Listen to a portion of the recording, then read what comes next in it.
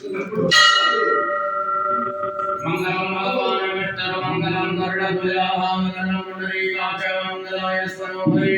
मंगलम भगवान शंभु मंगलम वृषभावास्य जलम प्रेतवाः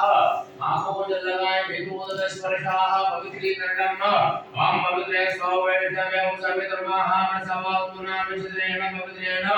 सूर्यसरस्वतीः सते पवित्रपदे पवित्रभूतसे कामः गुणे तचदेयं आचम्य केशवाय नमः स्वाहा माधवाय नमः स्वाहा नारायणाय नमः स्वाहा हाथ धोइएगा गोविंदाय नमः हस्तौ प्रक्षाल्य भगवान कमल नयन त्रिभुवन को पावन हिरण्यकोशदालिकाय सुवर्णसमानाः ब्रह्म आवतनामि शतशारदाय युगार जरजते यथा साम्मा हस्ते स्नान पुष्पाण्यालाय परमात्मा स्मरणम्